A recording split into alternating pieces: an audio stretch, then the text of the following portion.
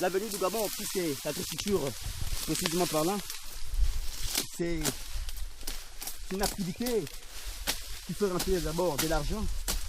Vous avez un exemple comme la Côte d'Ivoire. C'est pas le cacao qui ont construit le pays.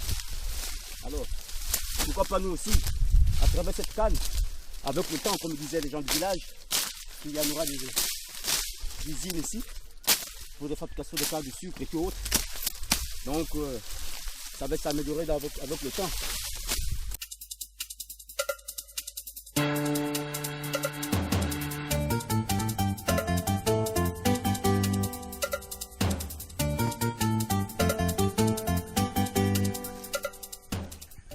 Toute cette parcelle-là, c'est pour une maman. Il n'y a plus d'autres herbes, rien que de la canne à sucre. Malgré que ce n'est pas entretenu, mais devant là-bas, c'est entretenu, c'est bien entretenu. On va aller voir là d'où on fait le travail.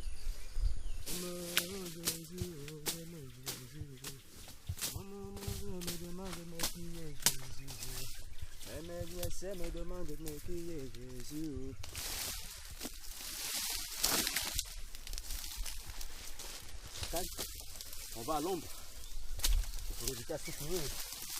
Tu travailles sur le soleil. Le soleil aussi dans la fatigue.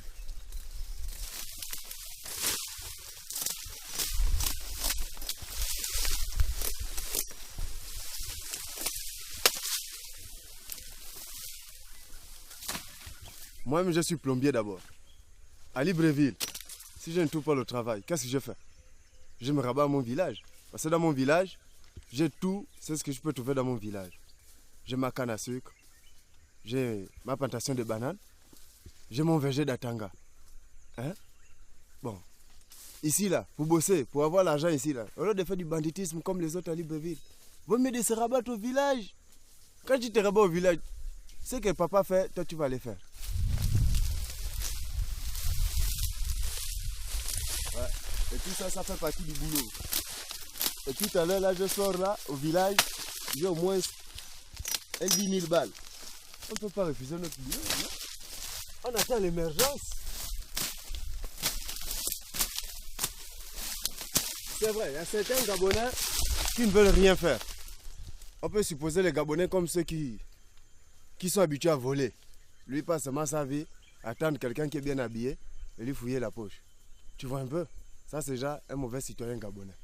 Mais un Gabonais qui est habitué à travailler, il n'est pas dans ce genre d'affaires.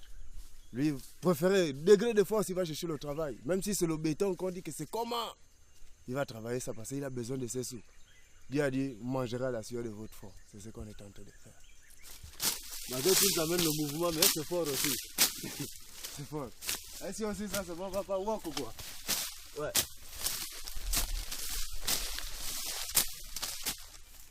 Non, les Gabonais, c'est des bosseurs.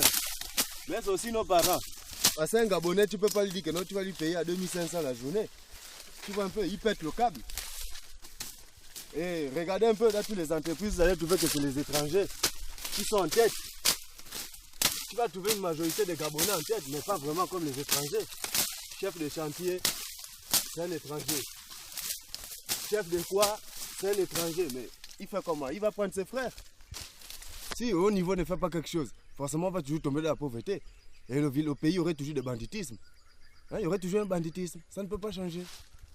Donc, si eux ils s'engagent à faire quelque chose de mieux, par exemple, un exemple, là la pompe là, pas un exemple. On avait une entreprise d'eau là. Hein, Djabel? On avait une entreprise d'eau là, mais ça engageait beaucoup de Gabonais. Mais comme ils ont dit qu'ils sont venus enlever l'entreprise, voilà, tout le monde, la majorité au chômage. Hein? Donc, vous voyez un peu ça, c'est des mauvaises choses. C'est des très mauvaises choses. Donc, on est là, on supporte, on regarde. On ne peut rien dire. Tu ne peux pas aller taper quelqu'un qui est au gouvernement. Tu vas aller lui taper, ça va commencer comment? Demain matin, il va appeler son avocat, il va t'enfermer. Les PDG, hein, comme ils voient un peu la campagne dans bientôt, on vous amène un peu les press can là, pour qu'on vote. Tu vois un peu? Mais, on est obligé de voter toujours. Avec on le vote, parce que c'est le vote qui fait le changement.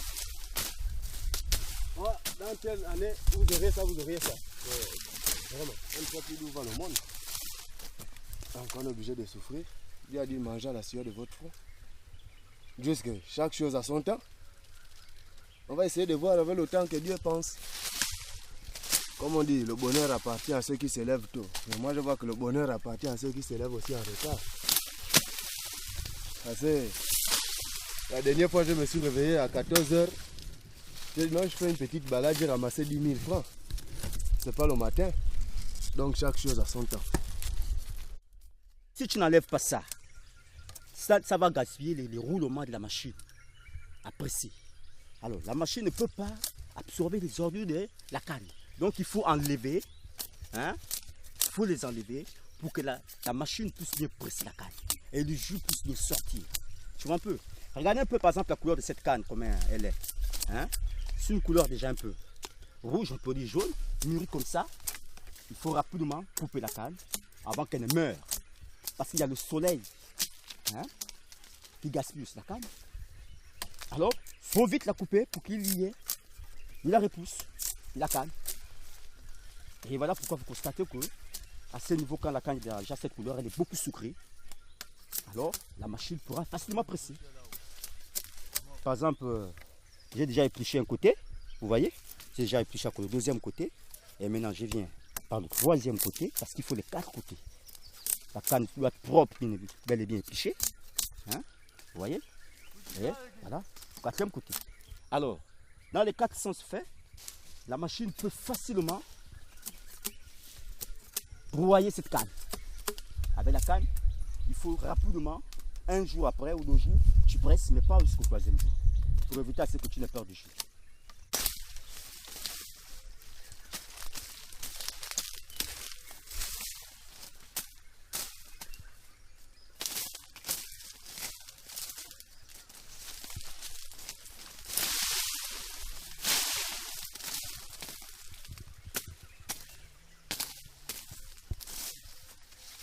On ne perd pas. Parce qu'au fur et à mesure, même 5 ans, tu coupes, il donne. La pépinière que tu laisses, qui permet en sorte que non, d'ici l'année prochaine ou bien après 6 mois, tu reviens, tu retravailles. Et maintenant, si tu enlèves toute la pépinière, tu vois un peu, tu détruis toute ta plantation. Ça, c'est la tige de la canne, la poussée de la canne. Donc, ce qui fait en sorte, on repique sur le sol. Tu vois un peu, il produit des racines. Et ces racines-là, ces tiges permettent de faire sortir de la pépinière. Et cette pépinière-là, c'est d'entretenir, comme on entretient tout verger de maïs ou bien, je ne sais pas un peu tout, d'atangatier. C'est comme ça, c'est de la même manière qu'on entretient aussi un champ de canne. Toi, tu es dépêché là.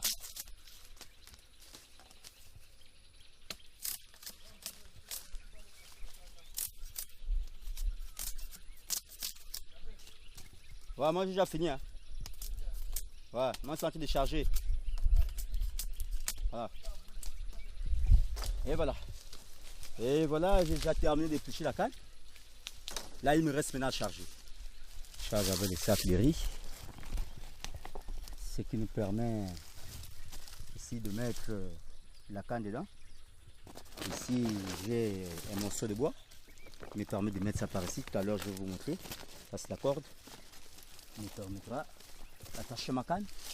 Et ici, je le porte-panier. Je le place à ce niveau. À sa position normale. Et la corde va être ici. À quelques centimètres de la distance, quelques mètres, allez, moi je pourrais dire, la distance par rapport à la longueur de la canne. Ça va me permettre de le centrer à sa position. Et bien avant même tout ça, nous on commence toujours par la longue canne. Parce que la longue canne doit avoir une position pour ne pas que le sac soit incliné et tout. On commence toujours par la longue canne. Là. Comme ça.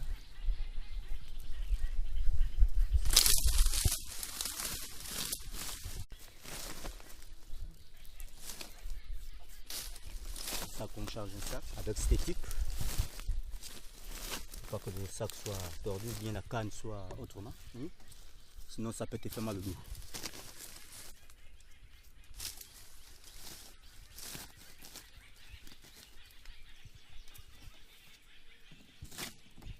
Lorsque j'ai terminé de charger là, comme vous le constatez tout à l'heure, je peux maintenant attacher mon sac. Puisque le sac que j'ai chargé, je le mesure à travers mon poids, son poids. Et là, ça peut me donner 2 dames Jeanne. Lorsqu'on le presse la machine, tout à l'heure, vous allez constater, quand on ira à presser, ça va me donner 2 dames Jeanne. Voilà le poids normal.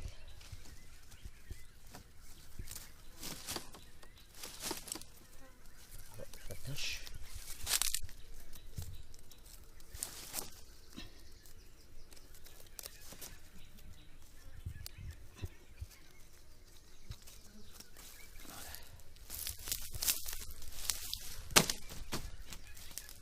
Alors, comme je vais passer pour ne pas que ça se coince en haut.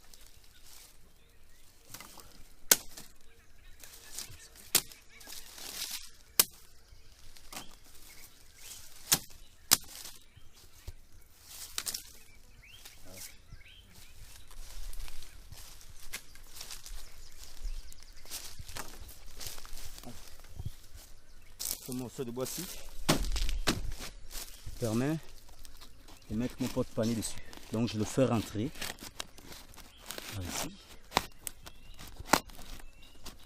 Et encore même là.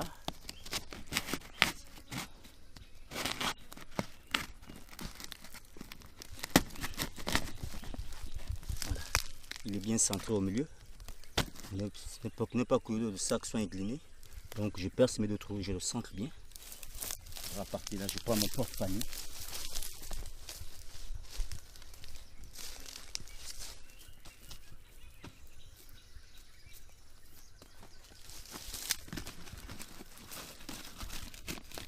Et voilà.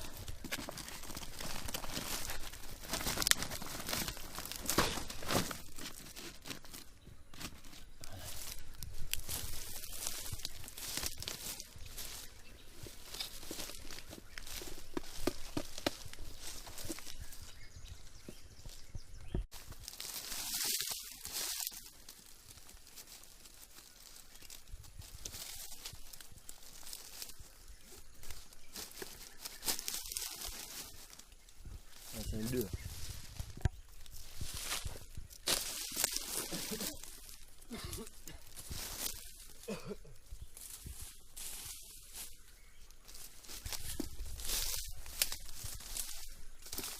C'est à toi. Ah, c'est bon. T'as trop bombé comme ça. C'est pas possible, c'est pas possible.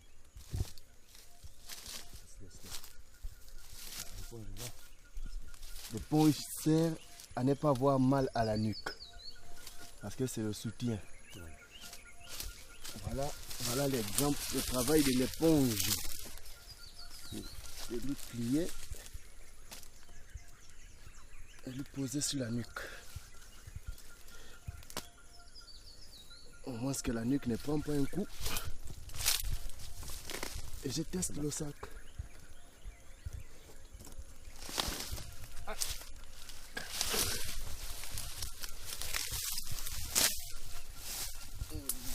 La corde est longue. Je l'avais.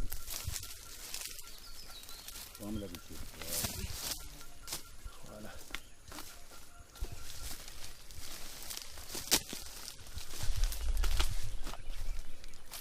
Voilà. Celui-ci va me protéger la colonne vertébrale. Vous voyez, je le positionne. Voilà. Et là, c'est parti pour le village.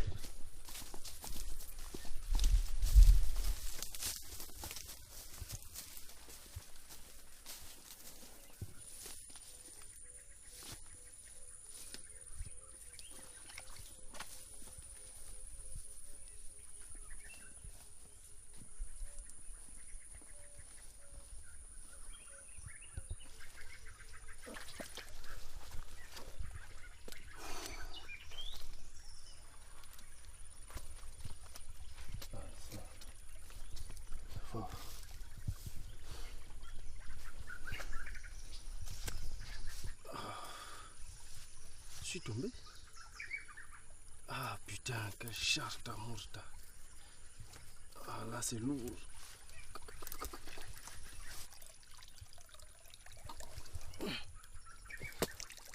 Ah c'est très difficile.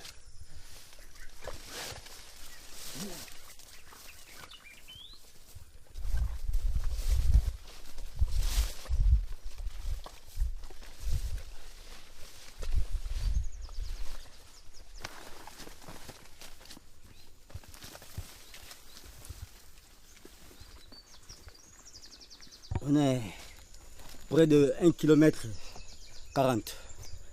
Donc cette place nous permet toujours de se reposer. À chaque fois qu'on sort de la forêt, on arrive au village, on se repose toujours là. Ça nous permet encore un peu de prendre un peu de souffle.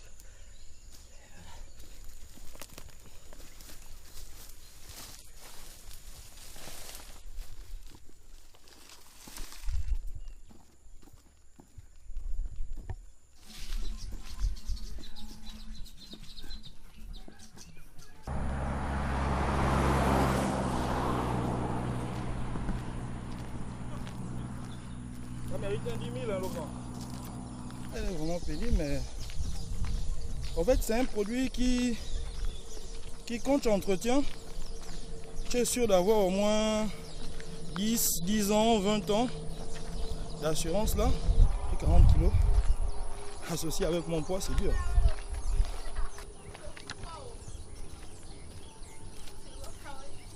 Là nous sommes déjà arrivés. Nous sommes déjà arrivés au dépôt, comme je vous disais que c'est au dépôt de Salé. Nous sommes déjà au village, nous sommes déjà au dépôt.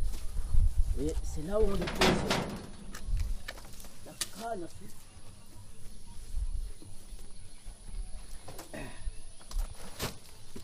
Et voilà. C'est là où on stocke nos cannes. Là. Efficace.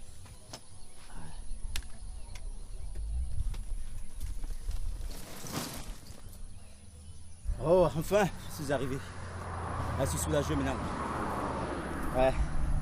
Après une grande bagarre avec la canne. Une grande bagarre, vraiment, c'est vraiment soulagé. Compte tenu de 1 km 40, vraiment, c'est pas facile. Hein? D'arriver facilement comme ça, c'est pas facile. Et là, on passe nos pressages. Là, on attend maintenant le presseur, le machiniste, si tu veux bien.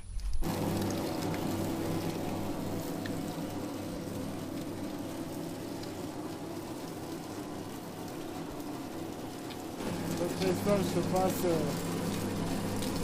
on amène des cannes, on épluche, on met à l'abattoir. Après on introduit à la machine. Il y a le récipient. Après on le filtre, on met dans les trous. Ça se fermente. Avec la modernisation, on a vite compris que non, la machine allait vite. Il y a une très grande différence. Parce que la canne pressée à la main est plus meilleure par rapport à la machine. Ça a des goûts différents.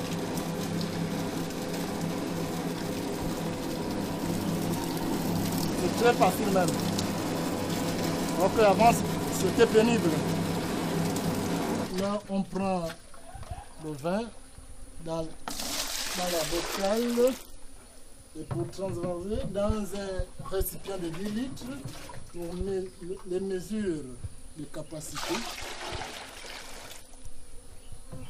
Le seau est rempli. Maintenant, je vais le mettre dans le bidon de 20 litres. Voilà. Alors, bon, un pauvre vieux comme moi, comme ma femme est forte, elle fait une grande plantation. Je n'ai pas fait des jours. Quand je viens, je remplis une damzane, j'ai 5 000. Donc je peux boire toute la semaine. Et là, tout de suite, je viens de boire 9 damzanes. La machine a pris 3 000. Il m'a donné 27 000. Mais ce n'est pas nous qui voulons dire de venir. C'est même qui voit comme tu es venu là. Tu vois les moments, comment ça fait. Tu viens me voir. Papa, je vais trouver une vieille plage, comment elle dit, photo. Pour faire une plantation comme toi. J'ai dit oui. Là, si tu as l'argent ou cadeau ou payé, tu fais pour toi, tu deviens comme moi.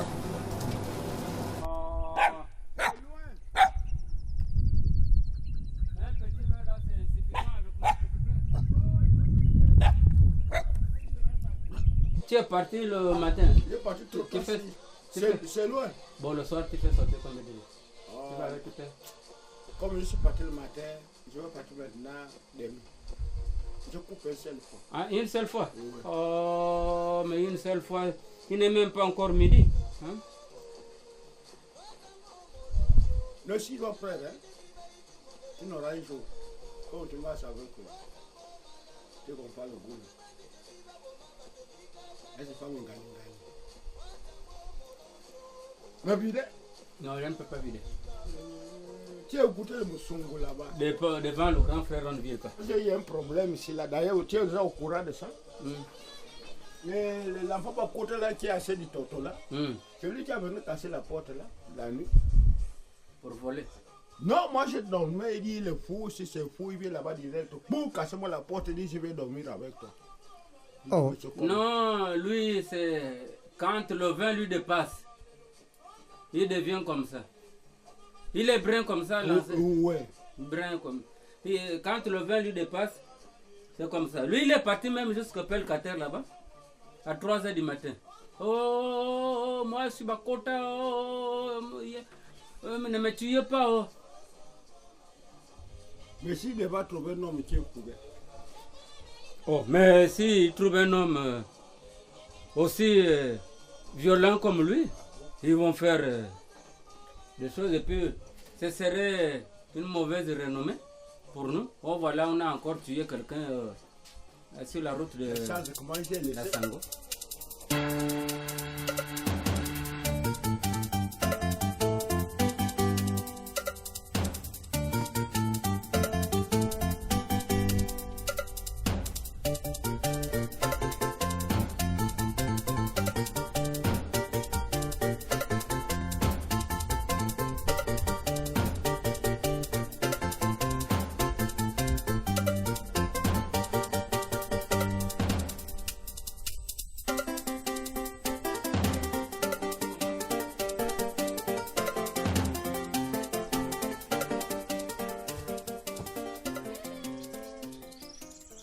La façon traditionnelle, on enlève tout.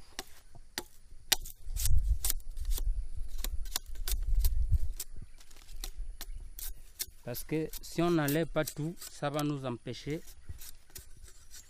de ne pas avoir le jus. Et puis, on n'aura pas de force, ça va nous fatiguer les muscles. Voilà. On enlève tout. Avec les machines, elles ne découpent pas comme nous, on fait. On découpe comme ça. Hein? Vous voyez? On enlève ça.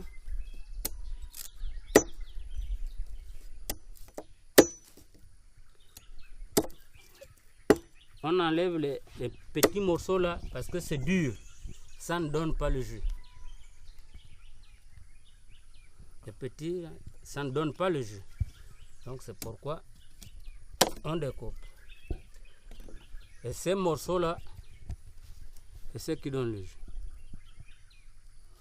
Maintenant, quand on passe pour aller presser, on fait ça.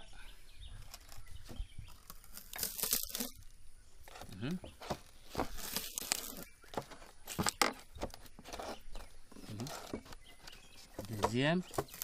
Vous voyez comment le jus coule. Ça c'est à la main. C'est pas à la machine. Vous voyez comment ça descend. Dans le récipient.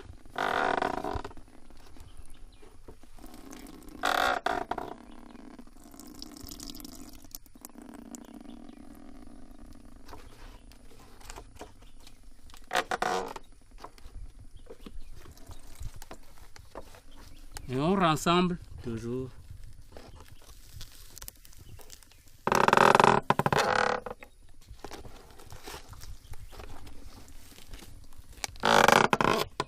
Ça c'est pressé à la main.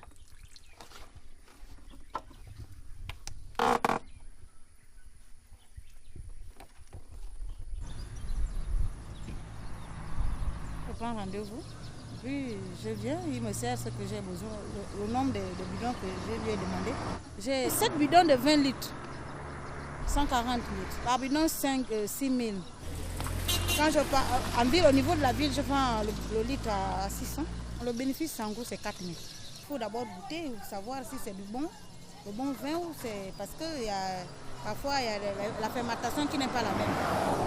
Il y a certains qui ne fermentent pas bien, tu peux trouver qu'il y a un manque de bois parce qu'ils fermentent, il ne met pas assez de bois. Ça peut être un peu aigre et puis un peu trop sucré aussi. C'est toi-même qui pars faire un peu le mixage. Tu prends ce qui est un peu... ce qui a déjà un peu le bois amer et ce qui est sucré, tu mélanges et puis ça fait une bonne fermentation. Je consomme pas assez, je goûte seulement. Goûter, savoir que si le produit que je vais vendre à mes clients est le bon produit. Parce que c'est moi-même qui mets le bois. Je mets le bois amer. Une fois c'est déjà fermenté, je goûte. Et puis il y a mes clients qui passent de temps en temps goûter. Je leur fais goûter pour savoir si je peux leur déjà vendre ça. Ils goûtent, ce sont eux qui me disent que non, c'est bon demain ou bien après-demain, on peut déjà consommer, ça c'est ok. Une semaine, quand c'est déjà fermenté. 7 jours. 7 jours. Voilà la voiture!